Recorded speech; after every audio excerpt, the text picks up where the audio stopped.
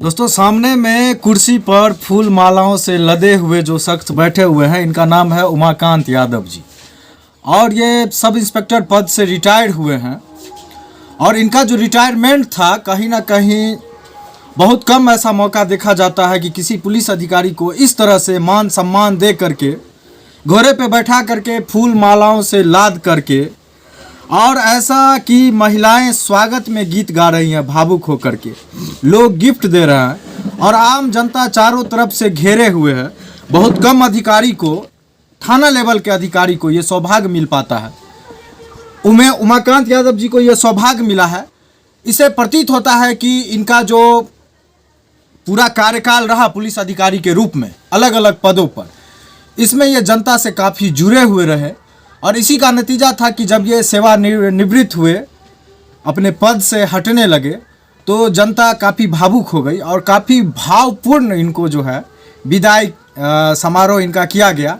और काफ़ी वायरल भी हो रहा है ये सोशल मीडिया पर कि इस तरह से किसी पुलिस अधिकारी का विदाई समारोह जल्दी नहीं देखा जाता। उमाकांत यादव जी अभी घर आ चुके हैं और रोसड़ा के शाहपुर में इनका घर है, पैतृक घर।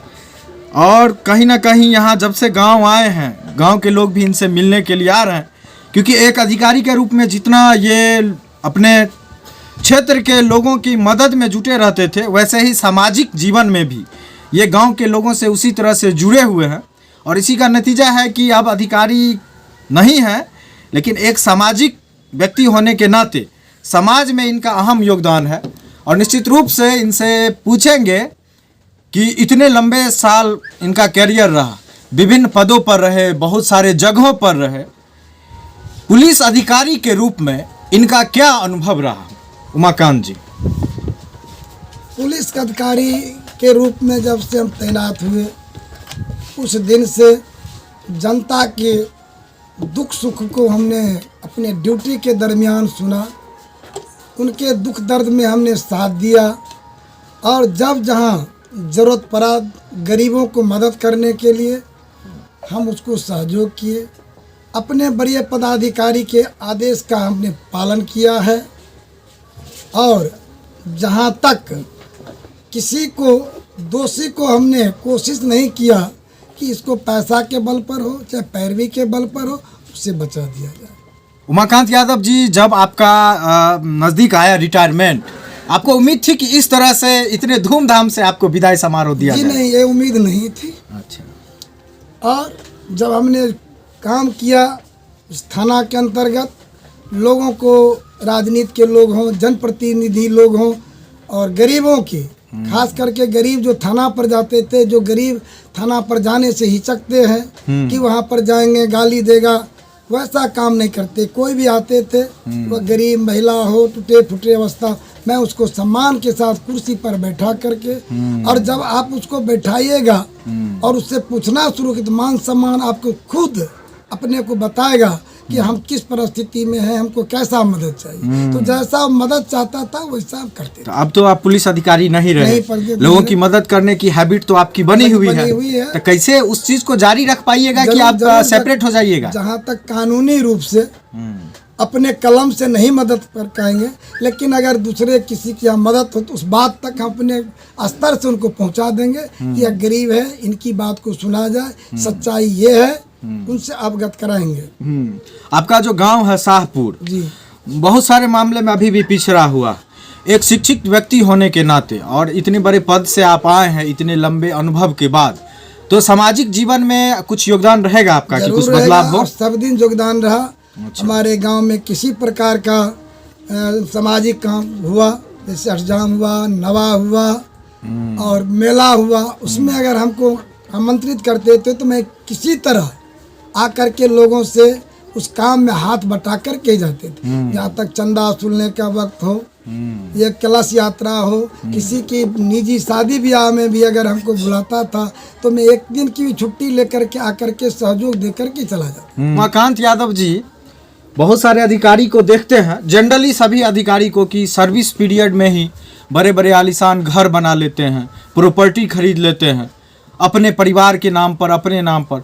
लेकिन बहुत ताजुब हुआ यहाँ आकर के कि अभी भी आप रिटायर हो गए और खपरेल घर में, फूस के घर में रह रहे हैं। संपत्ति उम्पत्ति नहीं बनाए क्या? यह आपको देखने योग्य है हाँ। कि दरोगा कैसा हम थे तभी तक घर नहीं बना है। दरोगा बनने के बाद अधिकांश लोग पहले घर पर ही देखते हैं। बिल्कुल बिल्कुल। लेकिन हमने उस चीज को नहीं, हम किसी गरीब को लूटने का काम नहीं किया।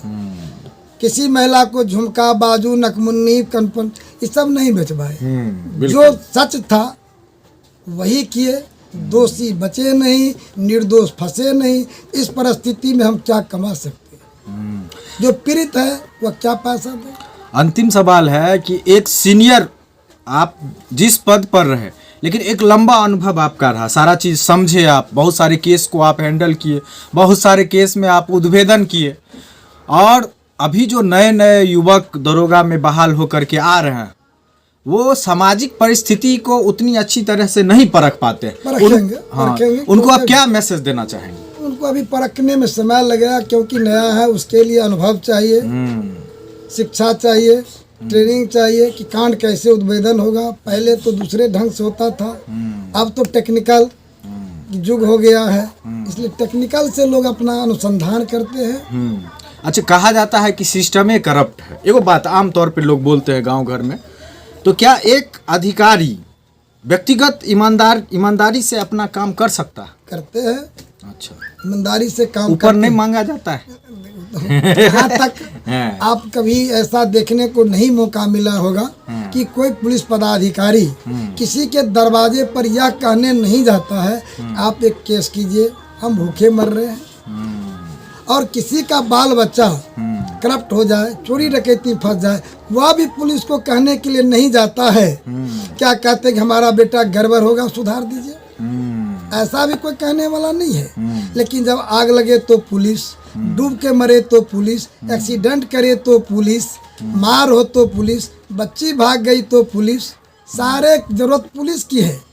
लेकिन थोड़ा सा पुलिस में गलती होती क्या है कि अगर विलम्ब से पहुंचने पर, आपको सूचना दे रहा है, विलम्ब से पहुंचने पर थोड़ा उसको आक्रोश बढ़ जाता है कि मेरे साथ यहाँ हम पीड़ित हैं और पुलिस को खबर किए नहीं आया, जिसके चलते आक्रोशित होकर रोरा पत्थर चला देता है।